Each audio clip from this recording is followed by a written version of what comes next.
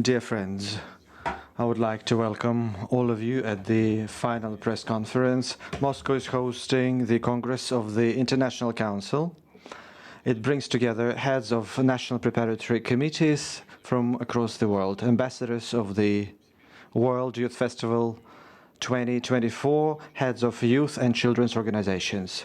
The Congress brought together 120 youth leaders from over 90 countries, including representatives of the national preparatory committees from 70 countries.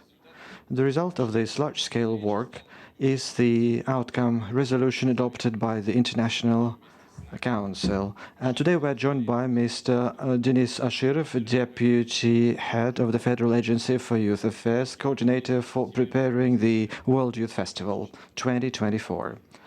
Also, we're joined by representatives of the International Council of the World Youth Festival from various countries, head of the National Preparatory Committee of the festival in the United States, Caleb Mopin. I would like to ask our foreign guests, all of you have come from faraway countries. What opportunities did this Congress give you, and what have you managed to discuss over these 2 days? What are the takeaways from these meetings?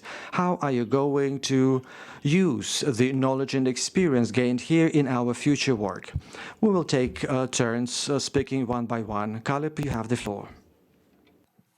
I really like every opportunity that I have to come to this part of the world, because what I hear at these international gatherings is optimism, hope, and that's what young people need urgently in these times. Because unfortunately, the rich and the powerful forces that govern this world have given a lot of people one of these, and out of these, they have pushed a lot of self-doubt and a lot of hopelessness and a lot of pessimism, along with a lot of lies in order to sell wars. But when I come to this part of the world, I see optimism. I see belief that you can solve problems with jobs rather than bombs and drones. And I see the idea that if countries come together and begin to trade with one another, we can see a road to peace.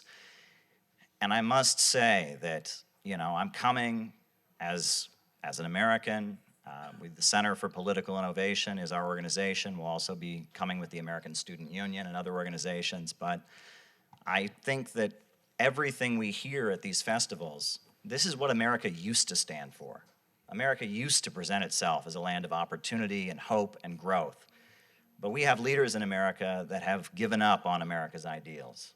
We have leaders who are not true to the principles of Lincoln and Roosevelt and so many of the leaders who have come before.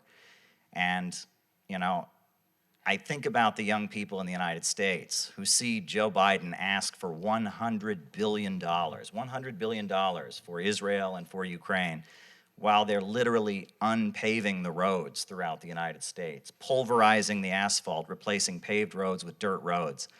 And I gotta say, coming here and doing what our leaders should be doing and offering a hand of friendship to Russia and the people of the world, we are the real patriots. We are the real inheritors of America's legacy, and that we have a government that is loyal not to the American people, but to an international financial system, a system that is decaying, and the new world that's rising is rising with the BRICS. And so I'm really glad to be able to participate in these forums, and I feel like the founders of our country would be very proud to see the young people that we're bringing. Спасибо. Дорогой Калеб, спасибо тебе. Despite the political situation, so you have noticed that we have different youth organizations, representatives from Europe and Western countries. They also have NPCs in their countries. And I would like to ask the chair of such committees in the United States and Italy, and to get this information from first hand, so to speak. So what is the situation with youth in your countries? What is their attitude to Russia? Caleb, perhaps you are the first to speak. We're drowning in disinformation. in the Western world. I mean, there's no question about that. And the image that people are presented of this country is a false one and is an utterly deceptive one. And there's just no way around that. However, I will say that the people in the Western countries, in particular the young people, are more cynical and distrustful of the people delivering this message than they have been in quite some time, because they're living in a society that is crumbling as a result of the decisions of these very leaders that are telling them to hate Russia. And so that presents an opening. And that's why they're so determined to keep RT off YouTube and to silence different voices and different critics. That's why they're so determined to do it, because there's more of an audience for a message that is critical of their decaying system than ever before.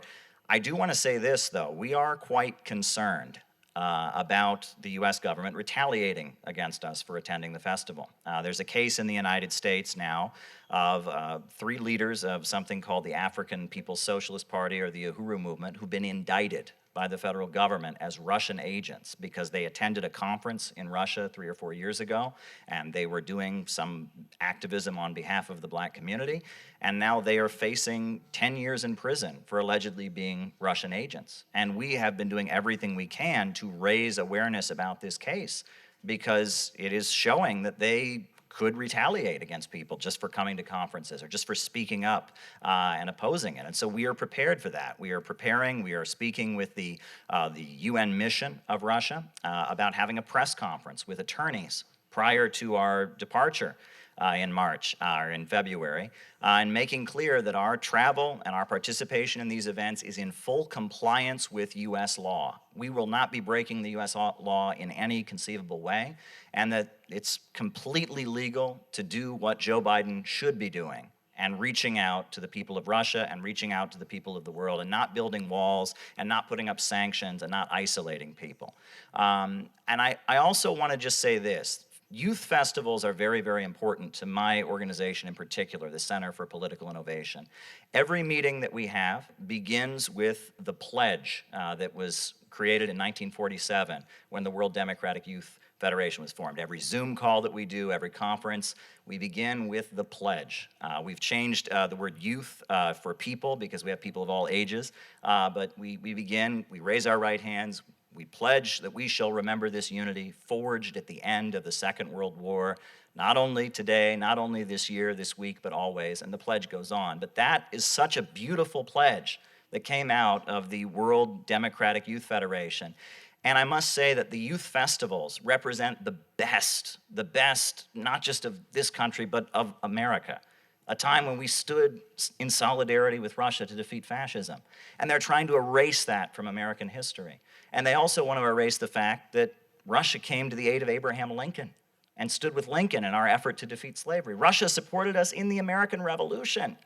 The American people and the Russian people have a deep bond, but they're trying to cover that up because our leaders are not loyal to the United States. They're loyal to a decaying financial system. And so we have a lot of work to do, I guess, in educating the American people. But we're going to come to this festival. They won't be intimidating us out of doing it. We expect there may be knocks on people's doors from the FBI, et cetera, to try and intimidate people from coming. Our members are being trained about what to do if the FBI comes to their house, if they, their family members face intimidation. Because with younger people, college students and others, they'll want to participate in something, but their parents may get nervous, and so we're preparing our members for this kind of harassment.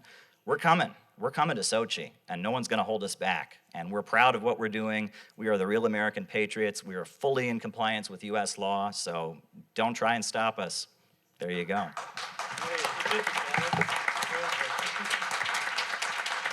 Спасибо большое.